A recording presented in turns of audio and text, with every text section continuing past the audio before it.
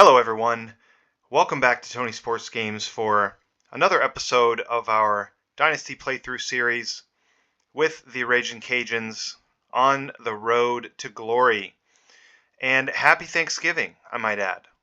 This episode, I'm going to edit and upload it. It's a week before right now, but I'm going to set it up so it will be published Thanksgiving morning. We will be traveling, but that way people will be able to watch it over the holiday weekend. So happy Thanksgiving to you all. I hope your week and weekend is filled with some good food, some good family time. Maybe you have time for some football.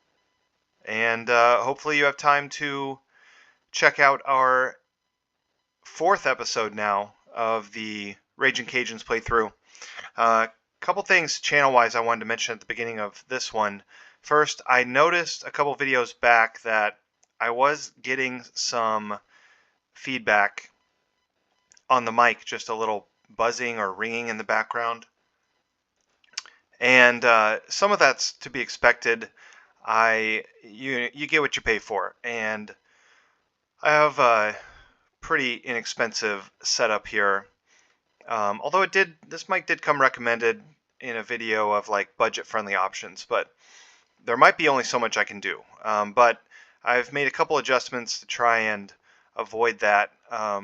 Here I got a little boom arm and a pop filter, so we'll see if it's at least slightly improved here as we go along. But thank you as always for joining. A couple other things as far as the channel goes. First, for this series here, I have decided that what we're going to be doing is I will be uploading one episode per week of this playthrough series. And what I'll try to do is record it ahead of time, edit it, upload it, and then schedule it to always publish on Friday mornings at 6 p.m.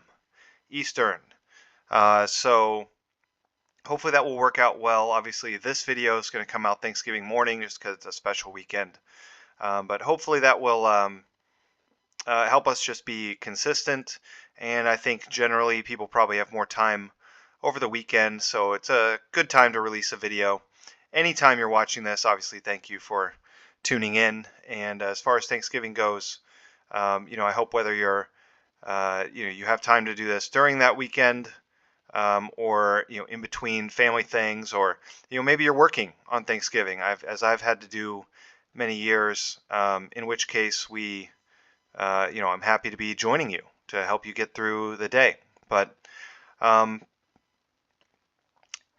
Thanksgiving is one of my favorite holidays, one of my favorite times of year. We all have so much to be thankful for. I'm thankful for this channel opportunity to do this, something that I really enjoy. It's very fun for me. But I have a lot to be thankful for. And, God has really blessed me. This is my first Thanksgiving as a married man. And so I'm thankful for my wonderful wife. I'm thankful for my family and, my job I really enjoy as well. I get to help people, and it's a great time of year to be reflective and to be thankful for, everything that we do have. And so I trust it's a wonderful time for you as well. And thanks again for joining us. Now, speaking of Thanksgiving, it has come to my attention that in my last episode, when I was reviewing our progress through the first few weeks of the season with these Ragin Cajuns in Season 0 of our playthrough, I may have come across as slightly less than thankful. I may have even come across as a negative Nancy, a Debbie Downer, someone who wasn't thinking positively and thankfully. So that's going to change right now. In the spirit of Thanksgiving, I will commit to you that as we review our continued progress this season, I'm going to be very thankful, and I'm going to mention all the things I'm very thankful for. So, as you can see, we have a win. We have gotten a win. I'm thankful for our first win. It's great to have it, even though it took 8 tries for us to get it. And okay, I can do this. many, many losses, much pain, suffering, misery, and sorrow, but we now have gotten a win. And as you can see, it came in our last game here. Also something I'm going to try to do for just the quality of life for you as viewers, I'm going to try to zoom in a little more when I'm on these screens so you can see a little better. And then also another thing I noticed, if you're like me, sometimes these type of videos I might be listening to more than watching. And so when I'm going through our players and things like that, I need to use their names more, not just say this guy, this guy, this guy, here's a guy, this guy. I'm not trying to be, there's only one Chris Collinsworth, and some might say one is enough. I love Chris, but anyway, so we'll try to do that as well. But so after our last update, I think it was our first bye week here, I kind of took control of the wheel a little bit more, and I tried to make some adjustments to start winning us games. And as you can see, it didn't start working right away. I really hoped we might win this home game against Arkansas State. At the time, they were 1-3 or something like that, and it didn't work out. I guess it was somewhat competitive, but we lose the turnover battle 2-0. That has been a continued issue with our team here. We have started to be able to run the ball effectively. I am thankful for Jeffrey Salinas, for sure. He's been a big bright spot, and I've got some ideas for how we can ride him home here the back half of the schedule, try to get some more wins, but we weren't able to get it done there. So then we went to at Louisiana Monroe. Boo. Stupid university, stupid name. Warhawk, what is that even?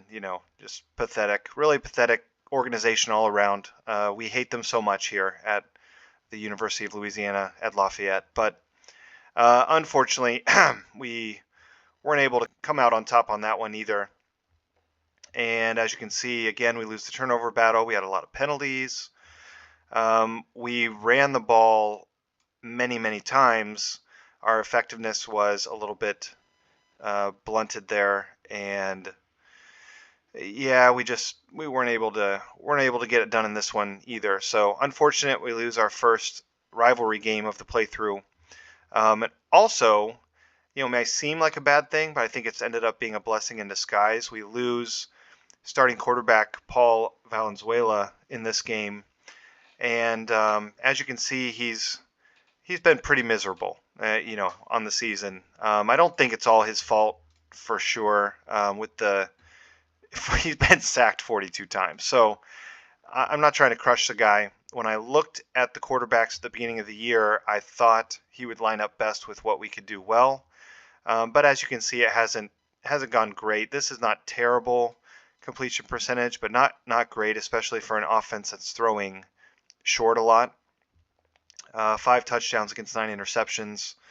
The one thing that I do find a little puzzling, our offense as we were running it, according to our coach's preference, said that basically gave me the impression they wanted to focus more on short passes. And if you look at Paul's ratings here, you would think he would be best at short passes. He has very good accuracy, and decent intelligence, not a great arm. But if you look at this analysis tab, he's been a much more effective passer kind of at medium depth passing, which can be a double-edged sword, because the longer the routes take, the longer we give the defenses time to continue to sack us at a near historic rate. But so I'm not really sure why this is like this. If you look at our receiving core, which is something I did to kind of see why, is this. The guys that are playing the most are Neely, Jackson, and Quigley, and then Turner, and just a little bit of Williams, basically. But, Neely is probably our best all-around receiver. He has pretty decent agility, pretty decent intelligence, good speed and hands. But then Jackson is more of a deep threat with, elite speed, okay hand, pretty good hands, but not very good agility. Quigley is kind of more of an agility slash hands guy. So I would figure he would work shorter routes better. Um, maybe it's just as simple as Neely and Jackson are better at a little bit longer routes. Kimbrel I redshirted, so he'll be available next year. But anyway, our backup has come in the last couple games, and then we have week 8 here. Of course, we lost again at South Alabama. They're up near the top of the Sun Belt at this point, so I knew that would be a tough game. We weren't able to get it done in this one either. Valenzuela played a little bit of this one as well, and then I guess got knocked out again with an injury. Or did I already look at this game? I don't know. Maybe I accidentally looked at this one instead of the... Yeah, I did. So first we had the... at Louisiana Monroe. Valenzuela, pretty miserable game. 50% completion, 0 touchdowns, 2 picks. Only sacked twice in this one, but we only had 26 attempts, so we're bringing the attempts down. Salinas, as has been the case in a lot of these games, kind of the lone bright spot on offense. I guess Neely's been pretty consistent, but nonetheless, so we failed to get that one done, and then it was at South Alabama. That was the box score I mistakenly looked at earlier. This is the game where Valenzuela got knocked out, and Fultz came in, Charles Fultz. Now, he doesn't have as good of accuracy. He has a little better arm and about the same intelligence. He does have excellent intangibles. So I didn't think at the beginning of the year that this guy would be better than Valenzuela, but he kind of has been better. Actually, a lot of their stats are pretty similar, but he has less turnovers, and he's been pretty good the last couple games. So at this moment, I'm undecided if, even after Valenzuela comes back, if I'm going to continue to ride with Charles here, because since he does have a little bit better arm, he, in theory, should be able to throw down the field a little bit better, and those are the routes that are hitting for us. So that's a possibility. I'm going to decide here pretty quick, but I'm leaning towards just rolling with Fultz. A couple tweaks that I've made, because as we've gone along here, I've tried to tweak some things because I don't want to go 4-8 or 1-11.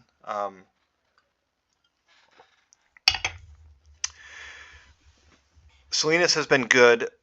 The only thing is I haven't been getting him the ball enough. And we have switched to a very run-heavy offense, but as you can see, we're still only getting, 8 attempts, 15 attempts, 16 attempts. That's really not enough for a guy that's, just about the lone bright spot on the team. This game was better. Troy, we got him 25 attempts, and he came through big for us. One of the things I have done, I made a couple more adjustments here. I went ahead and pulled him off of return duties. He doesn't have great stamina, so I want to limit his role to just running the ball.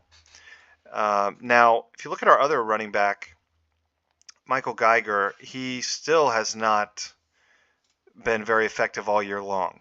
9 for 33, 14 for 46 is a little better, 12 for 48, that's pretty good. So maybe we're getting there, but obviously early in the year he was horrendous while Salinas was out. One of the reasons for that could have been my fault. If you look at my formations tab, I actually caught this while watching the last video, or one of my first videos in this series. On running plays here, I accidentally had the default package in, not my running package. So if you look at the offensive line for the default packages, Cervantes, Mayberry, Patel, Andrews, and Wills.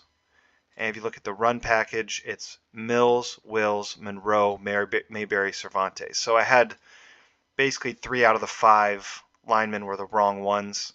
That probably impacted Geiger early in the season as well. But I do think this kind of underscores why it's important for you guys to, as you're learning to play this game, to learn to set your own depth charts. In the first or second episode when we were setting this up, it is a lot of things are pretty close between these two players. Um, Geiger has better intelligence. Salinas has quite a bit better agility and more positional skill. So I think he was definitely the right decision. But if I would have left it to the coach, let's see, would he have? Okay, he would have started Salinas. So in this case, it would have worked out. But the offensive line obviously would not have worked out at all. A lot of times we have new players come into the Discord and they're basically stating their frustration that, hey, I can't get above 6 wins. I have a top 30 ranked recruiting class every year, and no matter what I do, I just can't get above 6 wins. Well, this is a good example of why that can be. I don't have a great crop of offensive linemen on this team right now, but I do have some guys that are better than others. So it's really important that you learn to look at your roster and then set up depth charts that are going to be successful. So you need to put your better pass blockers in on passing plays. You need to put your better running blockers in on running plays, and that's a tool the game gives. I know it's not the most realistic piece, but in this game, the way the game works, you want your best players on the field in the right situations. So that can be important, along with play calling as well. But so anyway, we finally snapped the losing streak. We win at home against Troy. We actually were kind of lucky to win this. We sold out to stop the pass because they were more of a passing team, and then they ran for 344 yards. So we're pretty lucky we won this. Winning the turnover battle was probably the difference, and we also got a defensive score, we got 2 defensive scores. Yeah, 2 defensive scores. So big difference there. Big difference there. Anyway, after this bye week, we're playing at Texas State, and they're better than us. They are very unbalanced towards the run, as you can see here. They're the 3rd best rushing attack in the country. Their passing attack is nothing to write home about. So we at least know what we need to game plan for. So we will try and contain Steven Baez as he has almost 1,300, 1,200, over 1,200 passing yards and around 750 rushing yards. He's a big weapon. They have a couple backs that are pretty good as well. So we have our work cut out for us. But late in the season, as you learn to play this game, the CPU gives you a lot of, as everyone has 6, 7, 8 games under their belt, you can look at how these teams are playing and game plan against them effectively. So Old Dominion is towards the top of the Sun Belt. Southern Mississippi and Georgia State, I believe, are actually towards the bottom. Georgia State has had a rough go of it after having a pretty good start to the year, but they're all the way down here at 0-3 in conference play. Southern Miss is the worst team in the conference. Texas State is down here as well. And Old Dominion is top, or top of the East anyway. So I am hopeful that as long as we don't have like Salinas get hurt, hopefully we could pull out maybe 3 out of these last 4 games. If we go 4-8, that's not great, but starting 0-7, I would take that. So anyway, just 1 or 2 other tweaks that I made. Now I'm out of levers to pull on offense as far as shuffling the offensive line around. The one thing I did do, Timothy Wills has been starting at left guard for us in passing plays. He's been a pretty good run blocker as well. And this guy, Ricardo Mills, I think is probably a better run blocker than Mathis, just due to Mathis having no strength whatsoever. So I went ahead and moved Mills to left tackle for running plays. I slid Wills over to left guard, so he's starting there and running and passing. And it allowed me to get Mathis out of there. He's too weak. He's too weak. All of these guards, other than Greer, are pretty weak, and I guess Place. but 50s and 60s for strength. These are like numbers you would expect to see for like a running back. So it's no wonder we've given up a ton of sacks and we struggled to run the ball early in the year. We've got guys that are just very, very weak. So that's the adjustment I made there. I pulled Salinas off of return duty, and then on past plays on the last episode we decided to move, or 2 episodes ago I guess we decided, no, the last one, yeah, we decided to move to our third starting center in passing plays, Dale Monroe. Actually, the biggest reason I did that, because all these guys' ratings are close, but both Furr and Patel had given up multiple sacks. Also, if you look at Valenzuela, our first team cohesion sighting, he has a high cohesion with Monroe. So Valenzuela gets a bonus whenever Monroe is on the field. And I think Fultz has him on there also. There you go, Dale Monroe. So even if he's not much better than the other two guys, at least Monroe is giving whoever our quarterback is cohesion bonuses. So that's nice to see. I don't know if the reason both those quarterbacks have cohesion with him is does it have anything to do with him having a good social type, or is it just random? I'm not sure. We'll have to figure that out more as we go along. But so I think we at least found our center. He's only given up 1 sack, and he started in 4 games. So he's getting the job done at least. And is he a senior? Oh, he's a redshirt freshman. So if we swing and a miss on centers, of course I'd like something better, but at least we know he can function. Maybe we can get him to improve a little more over time. He does have pretty good work ethic and a nice social type here. So we'll see. Anyway, those are the adjustments I've made on offense. On defense, this is the package that I put together.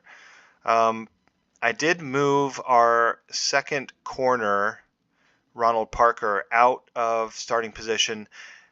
This might be a mistake because he has had some decent production in terms of he has 2 interceptions and he's defense state passes. However, he's allowing a very high catch rate overall, and because he's tackling okay, but he had 4 pass interference penalties. We're one of the most penalized teams in the league. I'm trying to tap that down. He was one of the worst defenders. So I've moved Colin Long up here, and we're just going to keep a very close eye on his performance here because I'm not really convinced that he's better. I just want to try to stop getting penalties. So Parker could win his job back, or Colin Long could lose it again, but we'll see. Other than that, that's about all the tweaks I have to mention as far as the team and strategy goes. Now let's take a look at recruiting because I am thankful for our recruiting. We have some good news, and let's take a look at that real quick. As you all can see, we are no longer without commits. We have a number of players that have indeed committed to become Ragin Cajuns next season, which is great. In particular, we have 4 receivers that have committed, and a couple of these guys we were battling some bigger schools for, like Michael DeLoach. I mentioned him, I believe, on the previous episode. By the end of it, he had an offer from Tulane and Florida, and he still chose us, so that's great. I think he's going to be a very good receiver for us. I did bail on, let's see. No, he's not. He hasn't committed yet. I guess he's on the hidden list. Who was that? Hackney. Yeah. I did. Oh, he is committed. Okay. Yeah, I bailed on Darren Hackney. He ended up going to LSU, which, yeah, that's too bad. We'll be seeing him on the gridiron ourselves starting next year if he actually plays for them. But we weren't able to get him. But not surprised there. But was pretty excited to get DeLoach. Justice also John Justice was, I think, a guy that no one else ended up getting on, but ranked 772. That's fine for us. Castile, I believe Christopher Castile was the other player that one of these guys was. I thought someone else was on one of these guys. Maybe I'm wrong. Maybe that was just Deloach. I think when I did the last episode, it was just us and Coastal on Deloach, but then Florida kind of tried to swoop in late. Anyway, so we got them, and then we got Medrano, ranked just outside the top 1,200, but he is an ambitious performer, which is nice to see. He's a slot receiver as well, and it says he has very good agility in the scouting commentary here, and intelligent as well, and decent coach grades. So very good there. Because I got 4 already at this point, I was able to just pull all the other receivers off the board. I know I mentioned in the last episode I was tracking all the players that week after week I was getting 0 recruiting pitch hits on. And I did, after either 3 or 4 weeks in a row with no hits, I went in and cleared all those guys off the target list also. So we've trimmed our list down a bit. The other 4 guys that have committed here, we did get Richard Edwards. He's a dual threat quarterback, ranked 551, from right here in the great state of Louisiana. Now, the coaching grades were not great. It mentions accuracy in the scouting commentary. So I believe he is probably a pretty accurate quarterback, even though scouted attributes says a B-. He's a dual threat. I think he's probably quite athletic. I don't know if he is really a good overall passer, though. I would have hoped these coach grades would be a little higher. But I've noticed a couple recruits that I've gotten some conflicting messages on from my staff, so I don't know if they can be completely trusted. But anyway, we did secure Edwards, and so because of that, I moved all the dual threat quarterbacks that were remaining off my target list as well, and we've filled it in with some guys that project more as just passers, and I'll show you that too here in a second. Hopefully we can get one more, a guy that's more a pure passer, but it's not going great so far, so we'll see. But now, besides receiver, our greatest area of concern for me is the offensive line. We're just really bad on the offensive line. I'm sure you guys have kind of gotten that impression from me, but I am thankful. Yeah, I'm thankful. There you go. That we won't have this exact offensive line for much longer. There you go. Thankful this first season's almost over. Can't wait to get on to season 1. We did secure the commitments of 1 guard and 1 tackle so far. I hope we can get at least 1 more of each, but hey, it's a good start. We know we're not going to throw a 0 on that one.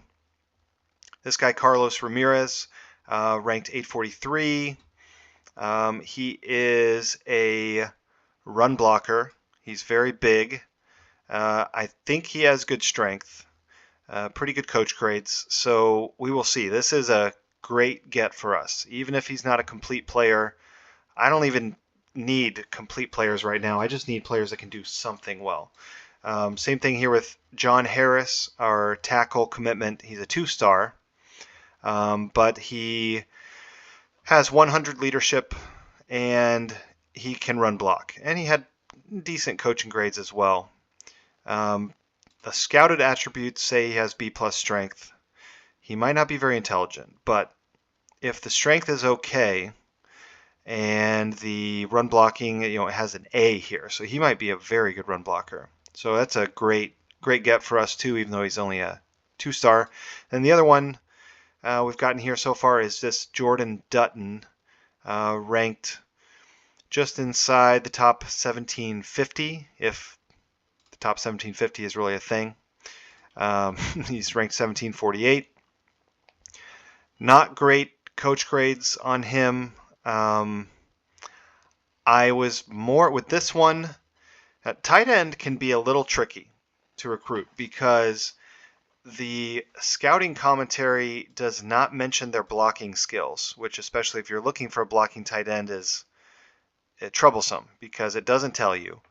Now, from the scouted attributes here, I tend to believe this is a good blocking tight end. It says he has good strength and good run blocking. So if that is true, I think this guy will be just fine. Now, he may be very dumb and very slow, which is unfortunate, but we take what we can get around here. So those are the 8 commits we have committed right now. I've already set up my pitches and things for this coming week, our last bye week here. Just run you through where we are at with some of the other positions here. So I mentioned we added some quarterbacks back onto the board, guys that project more as throwers, and I also mentioned that we hadn't been able to make much progress in terms of growing interest on these guys yet. The one that I had been pushing for is this Mike Herman. He's ranked 539. He's not from close by. He's from the state of Washington. He just doesn't have any other offers. Has good coach grades. I think he's would be a very good player for us. I'm getting a few hits on some of these talking points, but the interest has not grown, and I've already spent $60,000 on him. So at this point, I think I'm just going to contact him every week and keep the scholarship there. If one of these other guys pops, interest-wise, it starts really growing, I will take the scholarship off him and I'll give it to one of them. But as of right now, no one else is any more interested than him, so we'll keep it on him. The only other guy I have coach grades on is this Greg Enriquez, 620 ranking, 6'4", 213 pounds from Puerto Rico. And I think he's probably a decent quarterback as well. Just same story. Not growing the interest there. So now running back, since I've secured my receiver commitments I needed, and since I've started to make some inroads on the offensive line, my biggest area of concern, along with quarterback probably, is running back and I'd say corner. We'll take a look at that in a second here, but I haven't spent a ton of dollars on any of these guys other than Duncan, who I had the offer on originally, and I mean, he has okay coach grades. I'm not really sure that he's that good of a player, but in spite of the money we spent on him, we haven't really made much progress, so I actually pulled that offer off of him. The guy I'm most high on in this list is actually this Eugene Levy, who I have a scholarship offer on now. I've also promised him he can be a starter, so that's a bit of a risk. But if you look at this guy, I think it's safe to say he would start for us in a heartbeat. He is a dazzling enabler. Enabler, not the best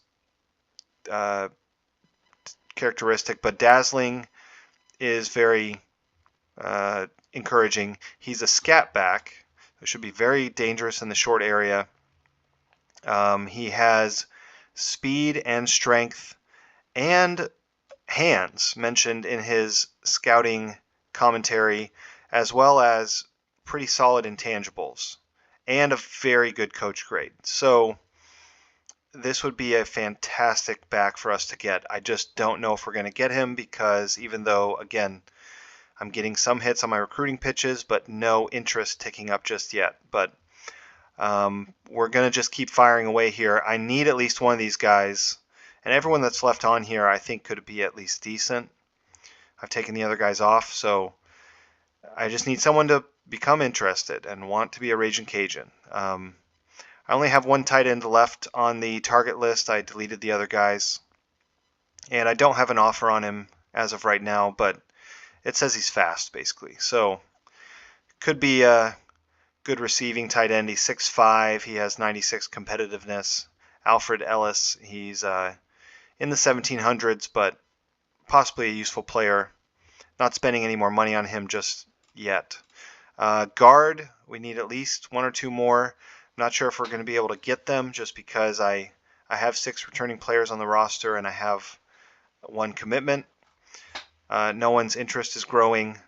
The 2 guys right now I have offers out to are first this Gregory Becker. He's 6'4", 301 pounds. He's ranked in the 2100s, so I'm not just assuming he's an excellent player, but he has great work ethic. He pass blocks well. He had some decent coach grades. He has good potential. He doesn't need to have great strength. He just needs to have more strength than your average running back, and he's going to be one of my strongest guards. So, we'll see. He would be a good pass blocker. He's an athletic blocker as well. And then I still have an offer down here to my favorite 1-star guard in the whole world, Jeffrey Guess. I've been plugging away little by little, hitting on some talking points, not getting much response. Surely he's not going to get a scholarship for anyone else, so I'm hoping he will just commit to us. It does happen in this game that when it gets towards the end of the year, even if they don't have interest in you, some guys will just commit. Whatever week they're deciding to commit, they'll just commit if they have an offer. So I'm hoping he falls through here soon. As far as tackle goes, still have the offer on Antonio McNeil. He's very big. He can pass block. I don't know if he's super strong or agile. He might not be as good of a player as I'm hoping. The coaching grades are a little encouraging, but I know he's at least a good pass blocker, so hopefully something we could work with. Hitting on some pitches, interest is growing. We may get a commitment from him here soon. And then, actually, the guy I just put an offer on this week is all the way down here, another 1-star, Joshua Yeager. Actually, he's a 2-star. Sorry, Josh. But this is the type of player I would be interested in moving to defensive tackle. He's 6'8", 307 pounds. Coaches and scouts love his strength. He also has sky-high work ethic, and he is intelligent. This is the combination of traits I'm looking for someone that could be a candidate for a position switch, is someone that has high work ethic and intelligence. Now, he does not have high team player, but 3 out of the 4, if I can get a commitment from him, I'll give him the benefit of the doubt. Okay. Center, again, I have 3 returning, so it may be tough to get another one. The guy I have the offer on is Andrew Bradshaw here. He's a 3-star, little undersized, ranked just inside the top 2,000, but good pass blocker and good work ethic, pretty good scouting or coach grades. So we'll see. We're still working away there. Still got a few punters on the board here, and I'm going to actually do home visits with these top 2 guys just to see if either of them have a really high coach grades, even though they're ranked quite low. Not in a hurry to offer either of them a scholarship. Kickers, same story. I have a couple kickers still on the board. I'm going to get a coach grade on this Walter Tamayo. He's barely a 2-star, but B- kick distance, B kick accuracy, according to the scouts, which I'm not sure if my scouts are worth anything, but we're going to take a look there. On defense, I don't have any offers out at defensive tackle. I don't have any highly ranked defensive tackles.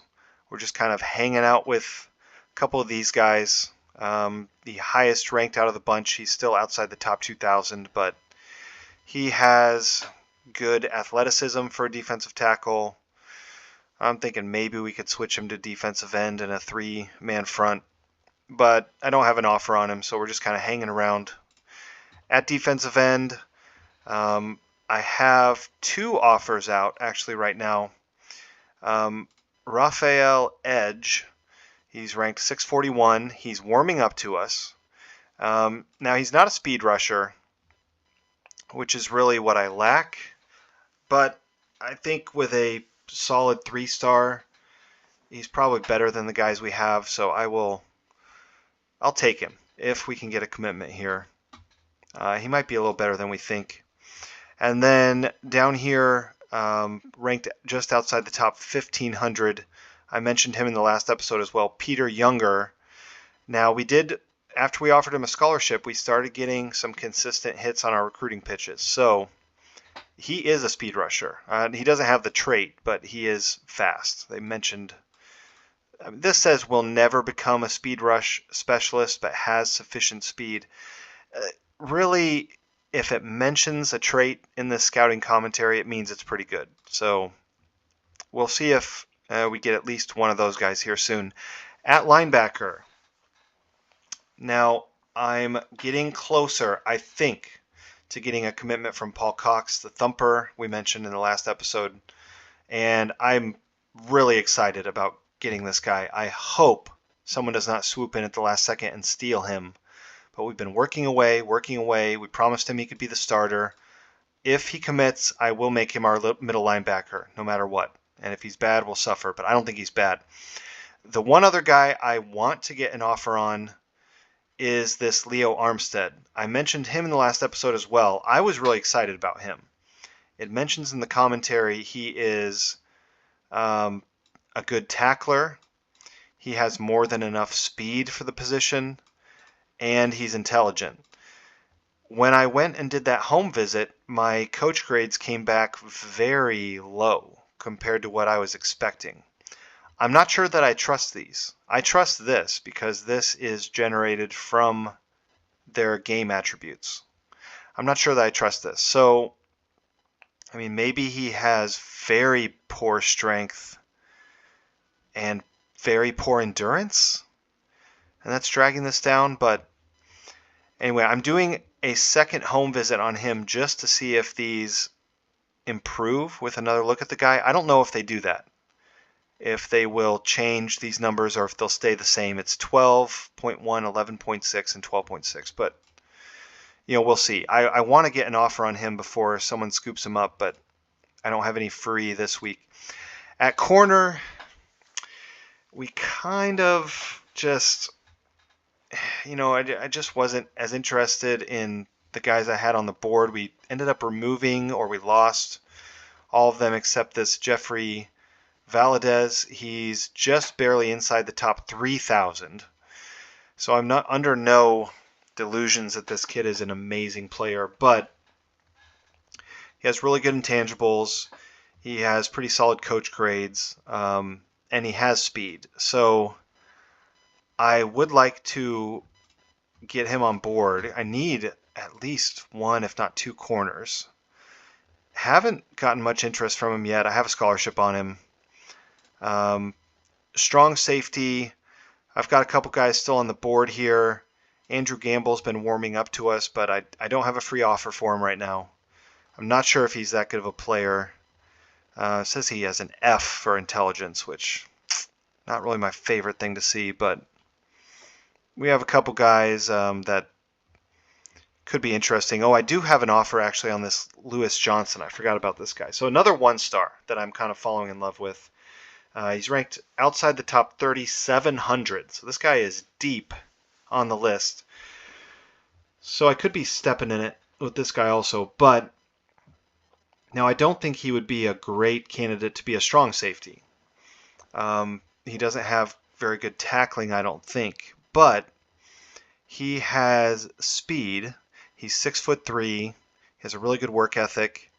And I think this guy could be a corner. And I think he would be a nice corner because if he has poor tackling for a strong safety, he could still have pretty decent tackling for a corner.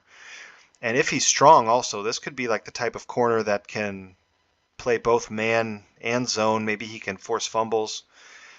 So I'm intrigued, and I gave him an offer. We'll see if it comes through.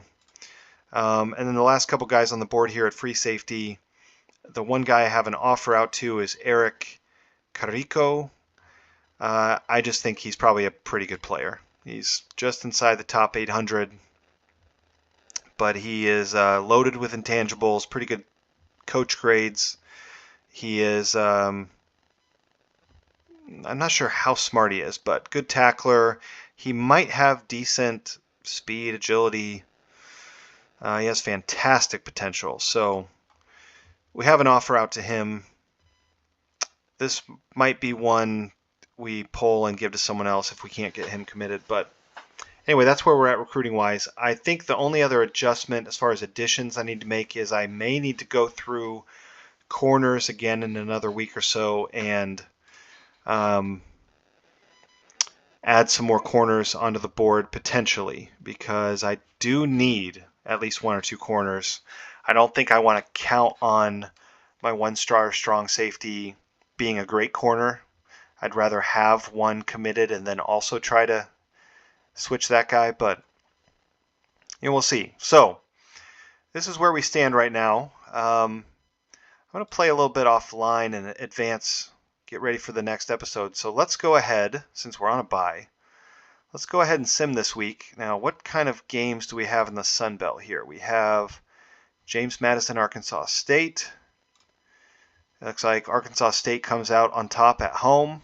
We have Texas State at ULM. Go Texas State. Maybe they'll take us lightly if they win this one. They're on the road, though. Oh, they do win. They win convincingly at ULM. Stupid Warhawks. Did they run all over them? Yeah. 233 rushing yards, 5.5 yards a carry. Rooney had the most rushes.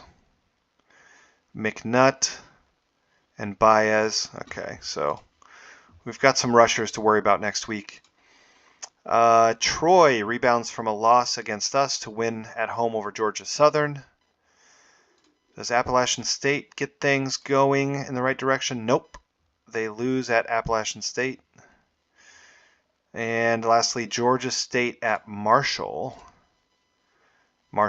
Home teams did quite well, other than ULM. Suckers. All right. Well, let's go ahead and advance the week. Any major top 25 games here? We've got. Why doesn't it show the rankings? It's because I don't have show scores on. I don't know. We'll figure out a more viewing-friendly setup for next season. But let's advance the week. And let's see if we get any other commits here. We've got some guys complaining about losing, which, hey, trust me, guys, I get it. A training report. Oh, Theodore Turner. This is the guy. Is this the guy we redshirted? Nope.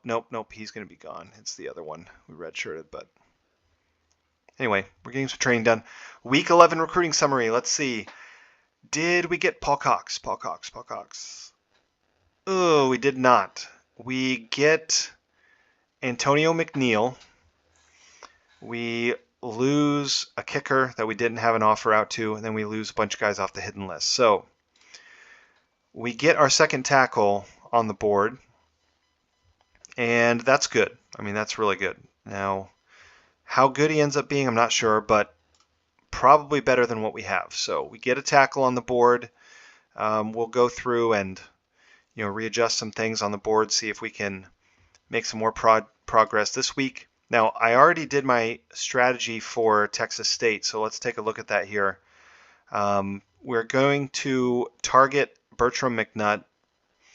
We are going to focus on the run. I'm going to take the risk that he throws for 1,000,000 yards, but we have to stop the run. We're going to kind of sell out for it. I think his outside running, I'm not really sure, honestly. I'm going to prepare versus outside running. Try to limit those more explosive plays on pitches and sweeps and hope that we can contain them inside. Prepare versus the blitz. We are going to focus the run, and we are going to run a ton. This is what our play calling looks like at this point in the season. We just cannot throw the ball very well. And Salinas and maybe also Geiger, if we can get him rolling, they are our best ways to win. So we're kind of forced into being kind of one-dimensional based on our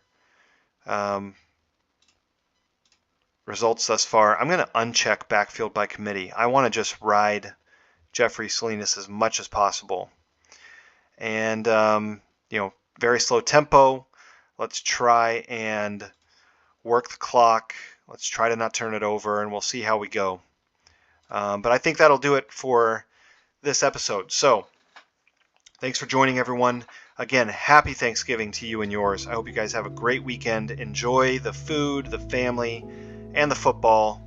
And I hope you're enjoying watching this playthrough. You know, there's times in life when you get knocked down. And we've been knocked down. Repeatedly, actually. If this was a boxing match, they might have stopped the fight many, many times on this season. But there's no one here to rescue us. There's no one here to pull us up. It's just us. And sometimes when you look yourself in the mirror, you have to ask, what kind of man am I? What kind of team are we? What kind of program are we building here? And I'll tell you what kind of program. A winning one. We may not look like it right now, but I promise you, my friends, my foes, my family, my rivals, anyone that's watching or listening, we will be victorious. Go Cajuns. Go Cajuns. When you knock us down, we're going to get back up. And as a great football coach once said, on our way back up, we're going to bite off one of your kneecaps. If you knock us down again, we're going to get up. We're going to bite the other kneecap off. And then I'm not sure what he said after that. But it was probably pretty inspiring. Yeah, anyway. Good enough for now. We're making strides. We're taking steps. We will get there together. And when we do, the taste of victory will be sweet. So as always, thanks for watching. And I will see you in the next video.